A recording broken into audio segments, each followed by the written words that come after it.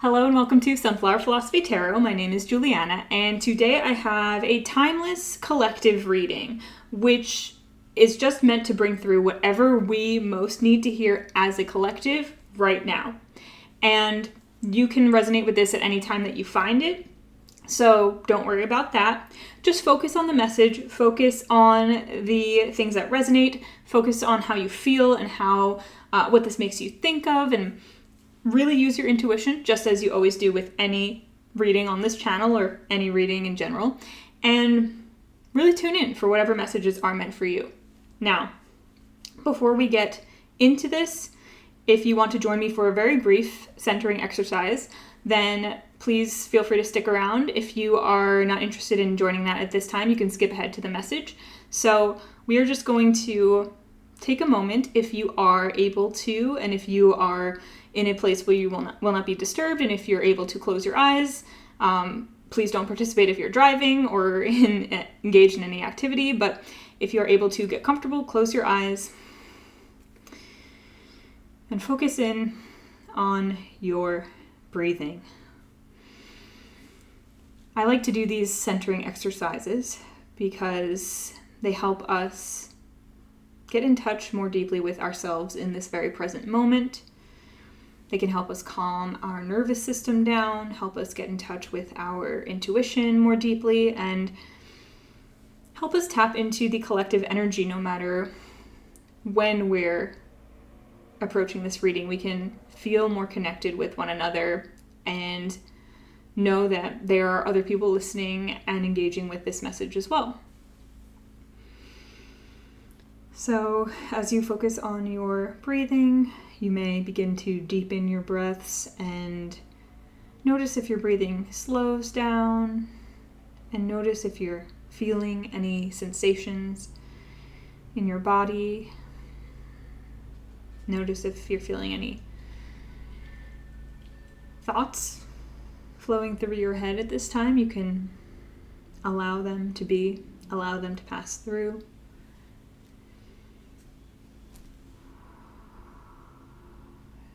If you feel called, you may bring your attention into your heart space. And with your attention on your heart space, just notice any feelings that might be there, any sensations, any emotions. You can feel free to just let them be.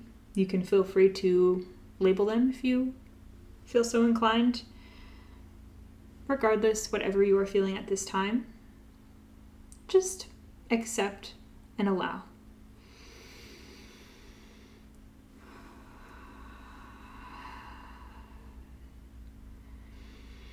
We're tapping into a sense of empowerment today. Empowerment is very important. That's a big word that just came through for me right now.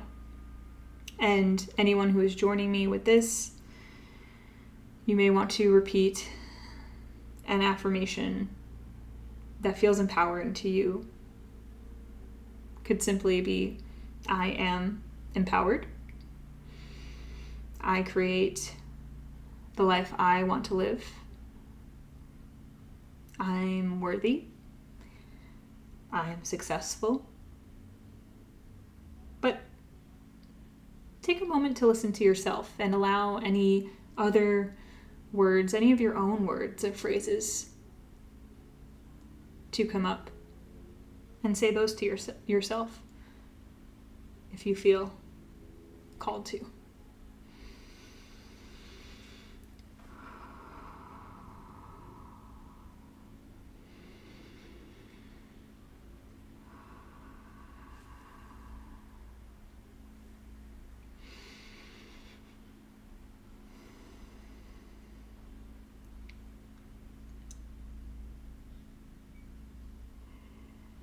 And as you are relaxing into the energy right now and tapping into the feeling of empowerment and whatever comes along with that for you, I want you to really feel the sense of love and community that you sometimes feel when even you're all alone and you're just tapped into your own energy. How amazing it can be to recognize that when you're watching a YouTube video, you are part of a collective, and when you're just existing in your own space, you're part of a collective, and no matter how connected or disconnected you feel at any time from yourself or from others, you are always part of a greater whole, and you always belong just as you are. And I hope that you can receive those words, but no matter how you're feeling right now, if there's resistance to that, if you're tapped in or if you're just having a little trouble connecting, just know that you are okay, and that is just perfectly fine. So thank you for those of you who joined me for this brief centering exercise, this brief moment. I am going to move into the reading in just a moment here, but I wanted to remind you that you can always return to your breathing, always bring your attention back to your heart space whenever you are feeling like you need a moment to reconnect with yourself. If you're in your head, or if you're feeling disconnected from your body or from your emotions, or your nervous system feels activated, you can always return to that space within yourself.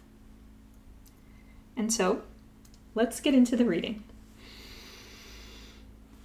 Hello, collective. So thank you for joining me for this reading. And I just want to let you know that we're going to start this reading with this quote right here. And it might be a little bit of an intense one, but we're going to let it unfold. Now, this quote that I have in this blue index card in the center here is from a book called All About Love, New Visions, by author and poet, philosopher Bell Hooks, who did pass away, I believe, in 2021, a few years ago. And this book, I believe, was written about 2 decades ago or so. But I read it recently, about a few weeks ago, and I really adored a lot of what Bell Hooks brought to the table in terms of her perspective on society, on love, and the gaps that she perceived and she saw in some of the actions and ways that we live our lives, or the ways that our society functions, and the experience of love that we want to foster in this world, the loving energy that we want to bring and ground and create and maintain in our everyday lives. She was someone who was very curious, enamored, enthusiastic about the idea of love. Based on her book, it sounds like it's something that she had the experience of feeling disconnected from at an early age, and recognized in her experience the experiences of others as well, from all different backgrounds, and recognized that there was perhaps a greater societal trend towards a disconnection from love that most of us can relate to. And so through her observations, she brought through a lot of her own insights on what love could mean and what love can look like, not just as a feeling or frequency or vibration, which is obviously a lot of what we talk about in the spiritual realms, but also as an action, as something that we can do, as something we can engage with physically in our everyday lives, in how we interact with ourselves and with other people. And I appreciated that, because I feel like sometimes it's easy when we're feeling really connected and really tuned in to feel, that connection, to feel like we're moving through the world in a loving way, and to feel more confident in who we are and what we say. But there are times that we do feel disconnected, and there are times that we struggle to tap into that feeling. And there are times that we struggle to recognize when even feelings that might feel negative or bad can be experienced from a place of love and can be acted on from a place of love rather than a place of reactiveness or distress or fear. And I liked the idea of thinking of love in these terms because it allows it to become more of a practice. So no matter where you're at or how you're feeling, you can kind of keep that idea as a North Star. And so that feels like it's an important message for all of us as a collective, but let's get more into the specific quote that came out today, which I have a whole stack of many long and involved quotes from this book. So the fact that this one in particular came out, it does mean that it's important for us to kick off this message. But I want you to bear with me because I feel like this quote is a bit, it's one that points out a problem or a paradigm that runs counter to love that bell hooks observed in specifically U.S. American society back, 20 years ago or so, that I don't feel is irrelevant to our situation and our world today. And even on a broader scale, no matter where you live or who you are, might be an observable phenomenon in the broader landscape and even in your own life and in your own experience at different times. So I feel like there's something here potentially for everyone, but always use your intuition. Let's read this quote and then we'll get into the cards because there's an interesting message here today. I feel like this is going to be interesting. So the quote that we have says, "Healthy narcissism, the self-acceptance, self-worth that is the cornerstone of self-love, is replaced by pathological narcissism, wherein only the self matters, that justifies any action that enables the satisfying of desires. The will to sacrifice on behalf of another, which is always present when there is love, is annihilated by greed." Now let me read that again. So she's basically saying, in our society, in the society that she observed, healthy narcissism, the self-acceptance, self-worth that is the cornerstone of self-love, is replaced by a pathological narcissism wherein only the self matters, that justifies any action that enables the satisfying of desires. The will to sacrifice on behalf of another, which is always present when there is love, is annihilated by greed. And she observed that in society, there is a lot of tendency to emphasize self-preservation, selfishness, and satisfying of one's own desires at the expense of another person. But what this implies is that the act of true self-love, self-worth, and self-acceptance fosters the ability and willingness to sacrifice on behalf of another, and that willingness and ability to self-sacrifice on behalf of another is always a part of love. But it doesn't come from a place of low self-worth or low self-esteem. So, I feel like for a lot of people, words like narcissism and self-worth, they get everyone very worked up nowadays, and it can feel confusing to parse through what we actually mean when we say those words. And in this case, it's really about empowerment. And this was a word that came through during the centering exercise. So I want to talk now about these cards next to this quote and what they're telling me, what they're expanding on in this card here, and what we really need to know about this idea of healthy narcissism versus pathological narcissism and why this is important for us right now. So, first of all, starting over here with the Three of Cups and the King of Cups, clarified by the Sun and the Queen of Pentacles, there's a focus on emotions.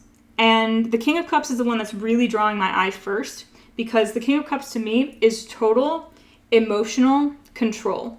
The King of Cups is someone who is fully in control of himself, his emotions, and he has a full cup and it's an open cup. The King of Cups to me is what we mean when we're talking about someone who is able to practice self-love rather than narcissism. But self-love from a place of being able to nurture oneself, meet oneself's own needs, and know oneself and accept oneself fully and completely. And from that space is also able to provide emotional support, physical support, any kind of support to another person. I mean, clarified by that Queen of Pentacles, that's nurture, right? That's nurturing. She's a giver. She's a nurturer. But again, not from a place of self-sacrifice to the detriment of herself. She knows how to tend to herself, care for herself, nurture her own plot, nurture her own self. And she is full of self-acceptance. She's full of love and care for the things and people around her. And she gives, as well as receives, as well as nurtures. But again, not from a place of depletion, not from a place of feeling beholden to someone else. And that's an important thing. Okay. Right? Because Bell Hooks talks about the will to sacrifice on behalf of another is always present when there is love. The will to sacrifice on behalf of another is not... There's a subtlety here. There's a subtlety because I feel there's a lot of resistance to the idea, because I think a lot of the ideas we have around self-sacrifice don't really capture what it truly means to self-sacrifice. And we get this idea that self-sacrifice is something that we should do, but we never really want to do it. Like, we don't want to. Like, we don't want to sacrifice our own safety, our own comfort, our own feelings of happiness and joy to attend to someone else's needs, to attend to the world's needs. But it's not because we're a whole bunch of selfish, greedy narcissists. Now, I will say that growing up in a society that fosters that kind of attitude, it's not really so much about telling people, oh, you should only care about yourself and you should be greedy and we value greed and stuff like that. It's not about explicitly telling people that. It's more like creating an environment, creating an attitude where we feel like we are all pitted against one another, where there's a lot of anger, rage, and division, where there's this feeling that if I want mine, you can't have yours, or that you are coming here to take from me. You are someone who's always a potential opponent. There's always the potential that I'm going to lose everything I have because of you, someone outside of me. And that is just a product of a lot of the systems and ways of thinking that have been in place for many, many years in a lot of places around the world. It's not something that inherently every single individual is full of greed, is unwilling and unable to sacrifice on behalf of another. I think a lot of people are just scared and tired. Because here's the thing, guys, collectively speaking, in this message which is coming through right now, there's a lot of positivity, there's a lot of love, there's a lot of encouragement. With the King of Cups and the Queen of Pentacles, this is really emphasizing the importance of self-love and self-care, but also the importance of the ability to give love and care to others, to extend love and care to the world. And there's a real emphasis on creating community that is joyful, that's joyous, and focusing on whatever pockets of community that you have in your life right now that bring you that joy and connection. And it could be one friend, it could be a group, it could be a place that you go to feel connected with other people. It could just be like going out to a restaurant and reading like a book at a table by yourself, but being surrounded by people. It could be a place where you celebrate with family. It doesn't matter the semantics of who you have and where you go. It could be online. Places where love and joy, places where love and joy are present, where you actively feel supported and connected. And if you don't feel like you have any of those places right now, you are being asked to work on finding them and or creating them yourself. And those of you who have really been tapping in to your own emotional needs, that you've really been working and focusing on meeting your emotional and physical needs, and that's something that you feel like you have right now that you've cultivated, it's time to bring that to a community, to get more involved in your community. Because we're being encouraged to foster communities that are not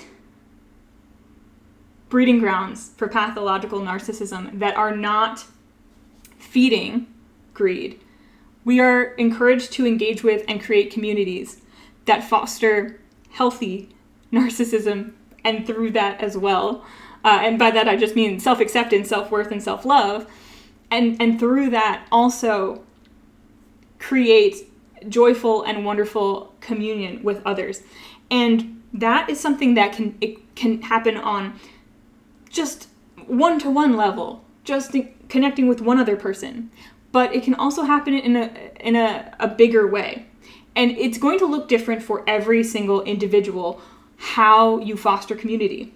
It's going to look different for every individual because every individual has different strengths. Every individual is at a different place with themselves right now. Some people feel empowered and ready to get out there and create their own community. Some people feel like they might need to be in community with themselves and really get to know themselves and find that healthy narcissism, right? Find that self-acceptance and self-worth and self-love. Some people are doing both at the same time, right? We're all in different places at different times, but yet there's a greater feeling that as a collective, we are being encouraged to really, really foster at this time a sense of community with one another and with ourselves in whatever way we can.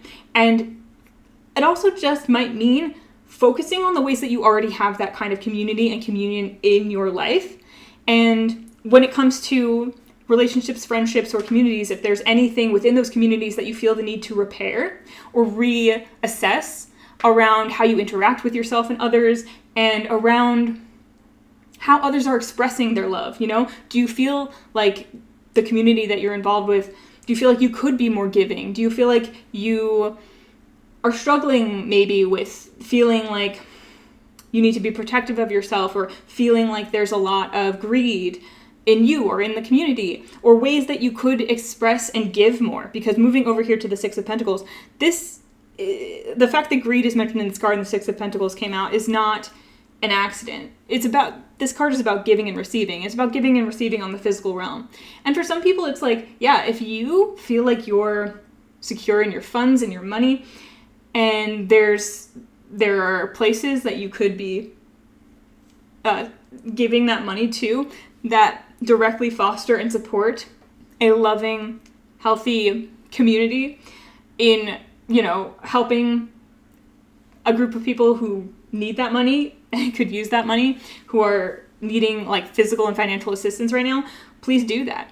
If you're feeling like you're someone who has a lot of emotional support to give, if you're someone who feels like you have a lot of creativity, ingenuity, things that you can create and put out into the world, putting your own creations out into the world and letting them be out there for people to see and engage with, that's an act of love, It's creating from a place of sharing who you are, creating from a place of sharing whatever beautiful, weird, wonderful, or even sometimes difficult or maybe deeply truthful and even painful things that are whatever comes from a place of truth and authenticity. Anytime you're sharing from a place of deep truth and authenticity, that is a gift to the world. That's something that you're giving. It's not just about getting the attention. It's not just about getting people to like you, or like you can be about, building a business, building your own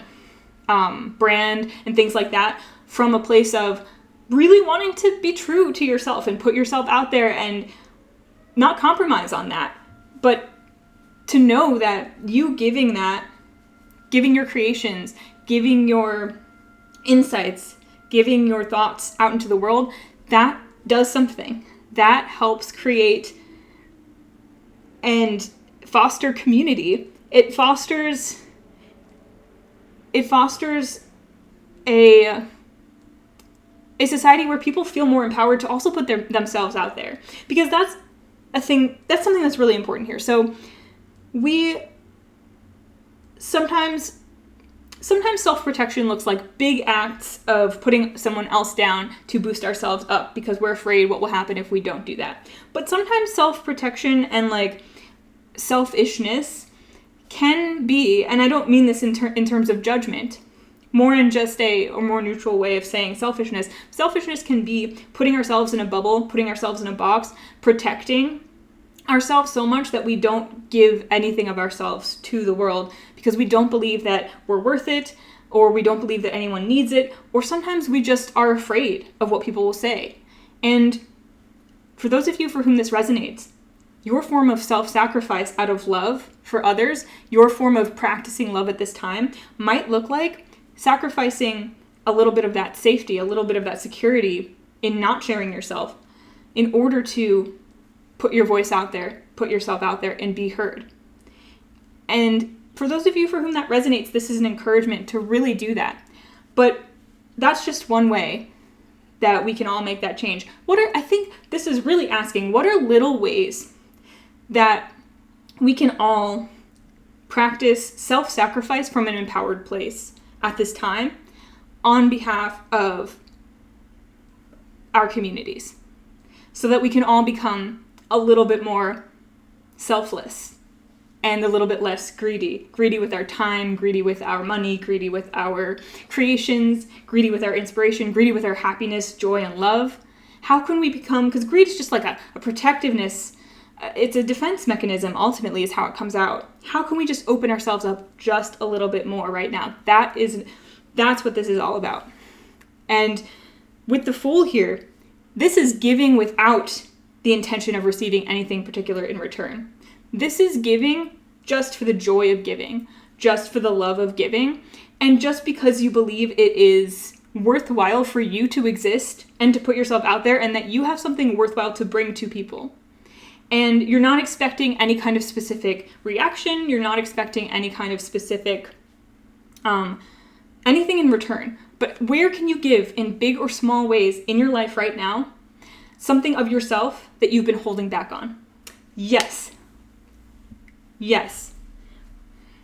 And if you find that, practicing that just in a little way every single day, finding those subtle ways where you might be holding yourself back, holding gifts back, holding beautiful creativity or happiness or joy or love back each and every day out of self-protection, how can you just sacrifice a little bit of that? And I'm not talking about putting yourself in active danger or, taking some kind of huge risk. If you're someone who feels called to get out there and, do things that you believe in that might be dangerous, that's your business. That's your prerogative. Everyone is different, and it's up to your own intuition what you're willing to do and what actions you're willing to take and what feels important to you and what your circumstances are. But I'm just talking about any little way, if there's nothing that feels big enough or there's nothing that feels worthwhile enough, just know that a small nudge in that direction, a small nudge towards giving something of yourself you haven't given before to the populace, to the community, to the world, anything new that you can find to do that, any new way that you can find to do that is worth it. And with the King of Wands and the Seven of Pentacles, it might take some time to see that action reflected in the world around you. It might take some time to see the fruits of that labor come about. And the fruits that I'm talking about here, this is a collective reading. Yeah, there might be some benefits for you in terms of your circumstances and your finances if you're putting yourself out there in ways that end up making you money. But it's not about that. The fruits of our labor in this instance is about acting on faith that we have something worthwhile to give and that giving in and of itself, no matter how big or small, it will have a beautiful impact on the world around us, and that we will eventually, in one way or another, see that reflected back to us. But we don't have to know how, and we don't have to know when, in order to take those steps and make those actions from a place of love. Because here's the thing, everyone has something to give. Even if you feel like you have nothing in the world, you have something to give. Find it. If you don't know what it is, find it. If you know what it is, this is your nudge to get that step closer to putting it out there, putting it into the world. It's important. This is a very important message for all of us. And it's wonderful and it's joyous because it's calling on us to use our creativity to connect with one another more deeply. But it doesn't require any of us to do so from a place of fear or despair. We can do so from a place of love, inspiration, of wonder, of excitement. But also, if we do have feelings of fear or despair or hopelessness, just know, especially anger, it's easier to channel anger a bit into action, but any of these can be channeled into wonder and creativity and action, and can be shared in ways that are constructive rather than destructive. And that's an important thing to remember, because if you feel like you don't have a lot of happiness to share, there are still things that you can share. It's not only important to share your joy, it can be important to find constructive ways to channel whatever you're feeling in a moment in time. And I'm going to read some quotes that I pre-pulled over here and a song, and wrap this message up now. But let's read the song first. So we have King and Lionheart, and without even flipping it over and reading the lyrics, this is by of Monsters and Men. And to me, this song is all about being brave, and it's all about working together. The king and Lionheart work together. And the song is the perspective of the Lionheart telling the king, I'm with you, we're in this together, we're brave, we're stronger together. So this says, howling ghosts, they reappear in mountains that are stacked with fear. But you're a king and I'm a Lionheart. So this is definitely about finding that community, feeling a sense, even if you don't see other people working with you, around you, reflected back to you, know that you are. There are people in the world who are working with you to be brave, to share themselves a little bit more, to find the ways that they have to give. And no matter if you see it in front of your face or not, it's out there. It's happening. With this Sun card, with this Three of Cups, with this King of Cups and this Queen of Pentacles, in the beginning, I was feeling a little bit dire, a little bit down, because this card was really pointing out something that I think a lot of us are ashamed of in our society and feel powerless to, but we're not. And we can acknowledge and recognize all of the ways in which we might feel like we've been greedy or selfish or self-protective, but we can also acknowledge and realize the ways that we have been giving and loving already, the ways that we already know how to give and receive love. And those of us who feel like we don't, we can always learn. and know that every small step in that direction, every little thing that we can give of ourselves, that even if it feels like a sacrifice, ultimately, if you can let go of something with this knowledge that it will help someone, no matter what kind of fear you might have about it, no matter what kind of apprehension or feeling that you're afraid of losing what you have and you're afraid to give what you have because you're afraid of losing what you have, that being willing to sacrifice that feeling of safety and security just for a moment, even to put yourself out there, to give in a way that you haven't given before, that's everything, That's everything. And I want to keep reading the quotes. We have this one as well. It says, that was what magic did. It revealed the heart of who you'd been before life took away your belief in the possible. It gave back the world all lonely children long for. And this is from Ninth House by Leigh Bardugo. And that's so beautiful, because this is about bringing magic back, but it's like you executing magic through your actions and others doing the same. And the thing is, this is something that we're being encouraged to do, in our lives, but it's also something that we're being told is being done. This is something that people are doing every day. In small ways, in big ways, in ways that we see, in ways that we don't see. Do not discount that. Do not discount that in times when you don't feel like you see it reflected back to you. Do not discount that in times when you yourself feel like you're not acting from that place. You always remember how to bring yourself back. Always remember that giving can be hard sometimes, but giving from a place of love, even if you feel like you're worried about something being taken away from you, or you feel like it's not enough, it means something. And it means something, and it brings a little bit of magic to this world. We also have this card, which says, "Nothing good is a miracle, nothing lovely is a dream." And this is from Illusions by Richard Bach. And yeah, it's like, the good things that you see happen in the world aren't fake. They're not meaningless. They're very meaningful. Every time someone goes out of their way to help someone, or just even offers a smile or friendly nod, or offers to watch someone's children, or takes care of, their elderly neighbors or parents, or just is there for someone else, says a kind word, donates some money to something that they truly believe in, that fosters love and community, and gives and does so without the need to receive, or with the feeling that no matter what they do receive, or if they do or don't receive, what they did was meaningful. Every time someone does that, that's real. That's part of the miracle. It's good, it's lovely, and it's real, it's true. We also have, "I want to know how to be brave, like you." And then there's an answer. It says, "I'm reckless, there's a difference." And this is from Hellbent by Leigh Bardugo. So we've got two quotes from Leigh Bardugo, one from the first book, Ninth House, and one from the second book, Hellbent. So those might be interesting books for you to read. They are fictional books, dark academia. Those of you who've already read them, tell me what you think. But this is about being brave.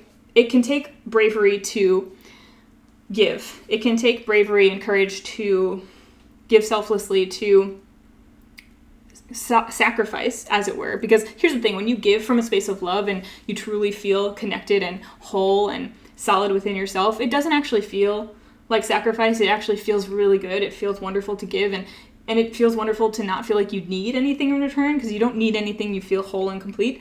But it's okay if we don't feel like that all the time. It's okay if we're in circumstances that don't allow us to feel that way, or don't allow us to feel that way, because again, like I said, there's so many different ways to give. There's so many different ways to be of service, to give of yourself. And what you think you don't have that you need to give is, if you don't have it, it's not what you're meant to give in this moment. You're not meant to give anything that you don't have. You're not meant to give anything that isn't already a part of you. So, food for thought. For some of you, you might need to take some time to figure out what that means. And for you, because it's going to be different for everyone. And we also have this last quote. This says, "Wonderful." And the quote on the back says, "Why believe in something awful when you can believe in something wonderful?" And this is from Fleabag, from The Hot Priest. If you've watched Fleabag, then you know.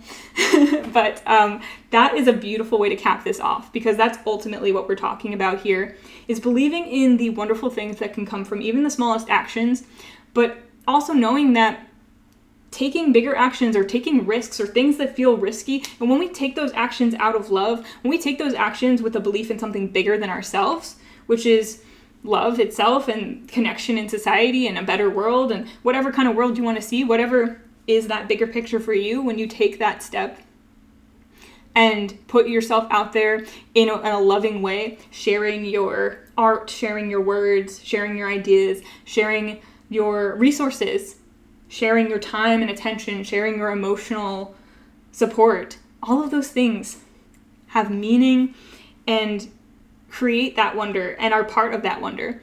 And it takes a lot of belief in the wonderful to even be brave enough to take that step. It takes a willingness to believe in something wonderful to be able to take that step. And this is reminding you that no matter what you see around you, or what's going on in your life, or how you're feeling, you can always choose to believe in something wonderful from moment to moment.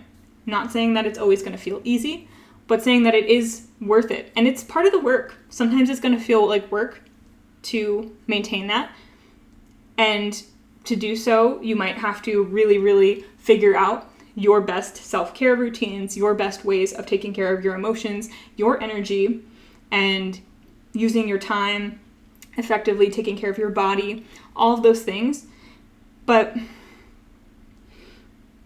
sometimes it's just a matter of maintaining your belief in the wonderful and seeing the wonderful things around you every single day and being one of those wonderful things and acting in a wonderful way, acting of service, acting out of the willingness to believe in something greater than yourself from moment to moment. And that's actually such a beautiful message. And then with the Ace of Pentacles here, right in the middle here, that's about manifesting. That's about manifestation. And just like when I say manifestation, I just mean like the actual physical creation of something beautiful, of something wonderful, of something grand.